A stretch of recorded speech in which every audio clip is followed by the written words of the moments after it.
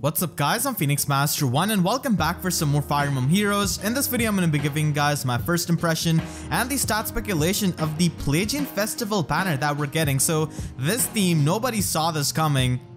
So this is basically a Plegian festival. The only Plegian character we have is Tharja here, and a lot of people did guess her from that silhouette that we saw because of her hairstyle. So people were pretty right about this, and she is a green mage flyer. And she does not really have a preferred weapon. I thought she would have one because she's the main Plegian character of this festival, probably gonna be the guide for all of the other characters. So she has got Plegian Torch Plus, and this is an inheritable green tome, which is really amazing because this is a very solid weapon.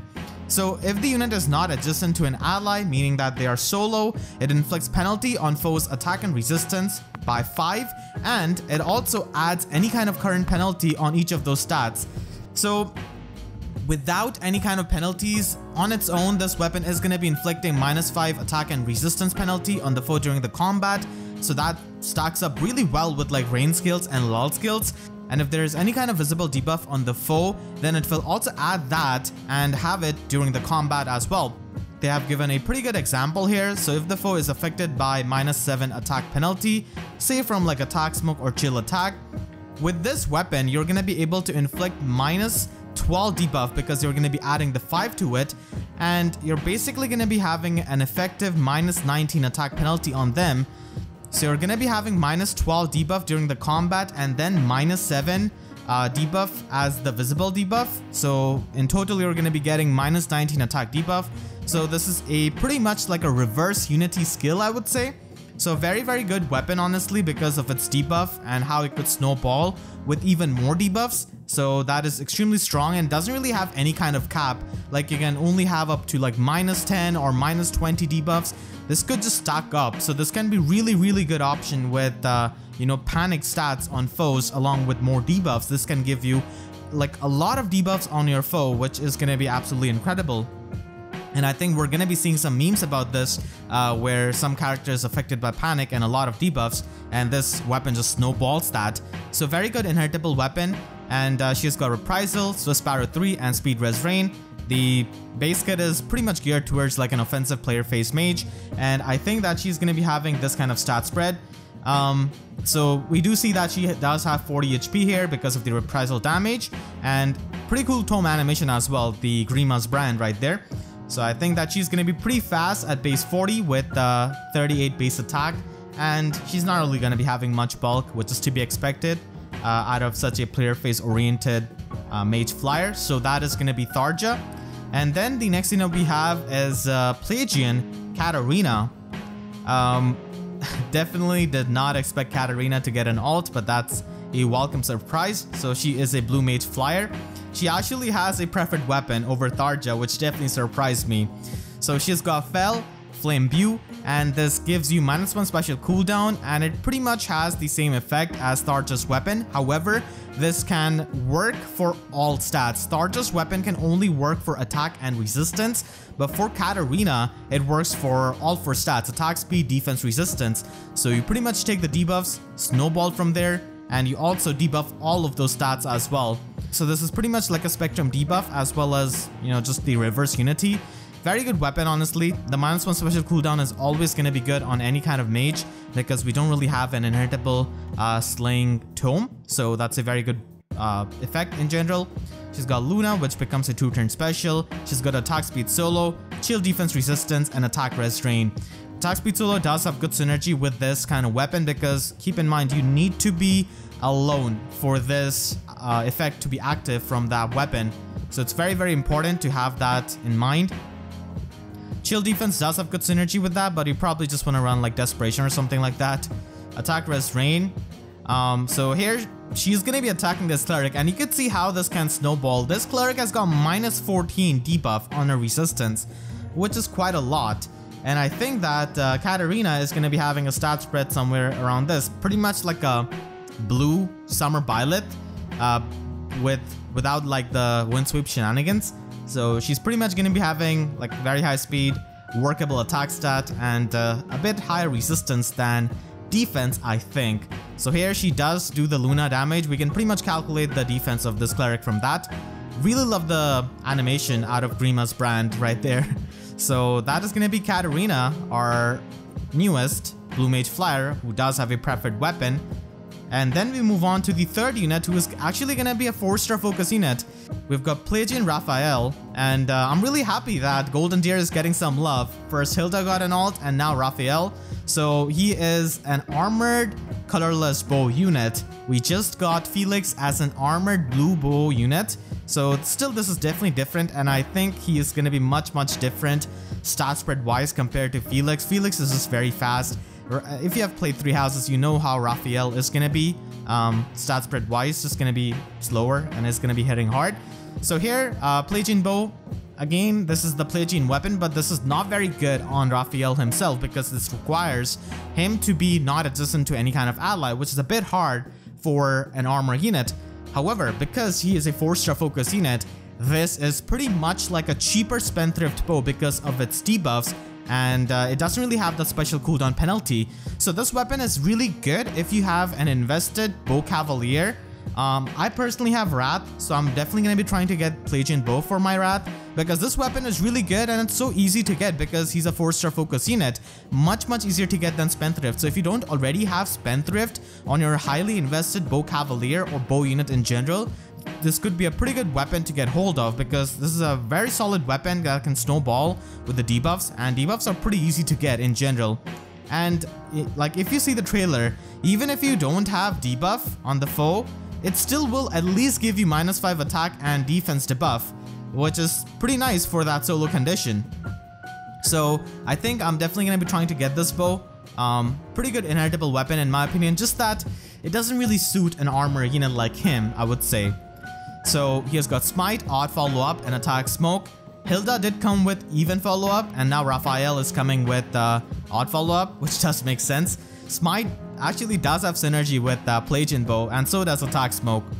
He is going to be having like 180 BST similar to Felix, but I feel like he's going to be having a pretty standard, like slow and heavy hitting armor stat spread. Kind of similar to like Halloween Jacob, but not that much resistance. I think he's going to have lower resistance, higher defense. He's definitely having over 40 attack. That's a given. Trust me, I think he's definitely going to be having more than 40 attack, which means that he can be a fantastic unit for a Brave Bow Bullfighter build, and he's just going to be pretty slow, which is to be expected out of him. So that is going to be Raphael, and now we have got the final unit on this banner, the star of this banner essentially. We have got Harmonic, Dorothea with Lean, and they are a red mage flyer. I did expect some kind of Harmonic from 3 houses. Definitely didn't think it would be Dorothea because she did get the summer alt, so she pretty much has 2 alts but no base version. So that's something. And she is a dancer actually. I don't really remember if they interacted in Tempest Trial or something like that. They do have a preferred weapon in Fel Candelabra, and this gives you +3 attack. And at start of turn, if foe has got highest attack, if any foe has got like highest attack, speed, defense, or resistance on the enemy team, it inflicts -6 on those corresponding stats of those foes. So it's pretty much like an Omni Chill effect or like Spectrum Chill. It has got chill attack, speed, defense, res all built into it, which is really good for a dancer honestly, and this is going to be global. You cannot really like avoid this unless you're soaking chills purposely or something like that. So this is a very strong support effect. Of course, we do have other dancers like the fairy dancers who have even better like support capabilities, but this is in general a pretty nice effect because this is just global. And they do have the normal vanilla dance, which is not really that impressive anymore because we've got so many fairies with like their special dances. So this is nothing really too new, but I guess, yeah, having more dancers is good. At least they have a support weapon. They come with Swift Impact, so that's going to be the completion of the Impact line of skills. Gives you +7 speed and +10 resistance. Firestorm Dance, which Lean does have on her base version, and attack speed Rain 3. So we do know the stats of Harmonized Dorothea or Harmonic Dorothea, and you can see that they don't have the highest amount of speed, but still with attack speed Rain and Swift Impact, they can still have a workable speed stat, and the impact effect is actually really good on a dancer, especially if you use them in either its defense, because it kind of idiot proofs your dancer. Even if they get baited and attack someone, because of the impact effect, they're at least not gonna get doubled. I wish they did have like steady impact instead, because Dorothea does have lacking defense, and most of the physical attackers are gonna be the main offensive units which people use in either its offense. But still, an impact skill is pretty good actually. I don't think Swift Impact is gonna be seeing much use anywhere else, as Mere Impact, Sturdy Impact are mostly gonna be more useful skills. And they also have a harmonized skill here, which is again a dance, another dance. We have so many duo and harmonized units who have like some kind of dance. So this gives you another action to the ally with the highest HP stat within 2 spaces, and they can also be a dancer, as you will see. They pretty much dance and refresh Sylvia here.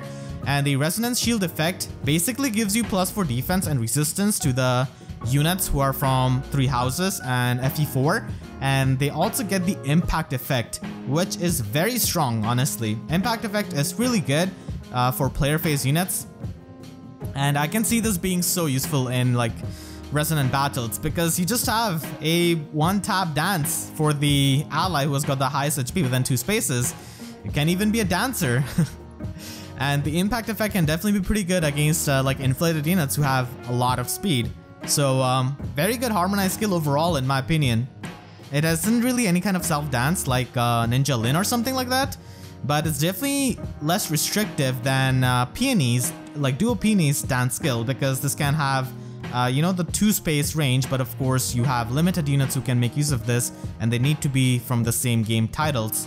So that is gonna be the banner, and we actually do see the free unit that we're gonna be getting from this banner, from this Tempest Trial, and it is gonna be Male Kris as a Axe Cavalier. So that's a pretty unique class type. We don't really have too many units there, not too much saturation. So his axe is basically gonna be like the same thing as all of these weapons, which is just gonna be snowballing the debuffs. And this kind of weapon does work pretty well on a Cavalier, so I'm definitely pretty excited. So I'm pretty excited to see what kind of like skill Male Kris comes with. Hopefully we get like a solo skill. That would be my dream, basically getting a solo skill in a Grail unit. I think it's high time we should get like solo skills on Grail units and demotes. That skill has been in the game for 2 years now, so I'm gonna be hoping for that, or maybe a Rouse skill even. But let's see if we end up getting like chill defense or some opening skill. So gonna be looking forward to that. Pretty happy that we're getting a fairly unique class here in Axe Cavalier. Let me know about your thoughts in the comment section down below. And I want to thank all of my YouTube members for their constant support. If you enjoyed, then please be sure to leave a like and a comment, helps me tremendously. And be sure to subscribe and hit the notification bell, because YouTube sub boxes make about as much sense as having a Plegian banner without any kind of Grima or Robin alt. So that's it, I'll see you guys next time. Thank you so much for watching and have a great day.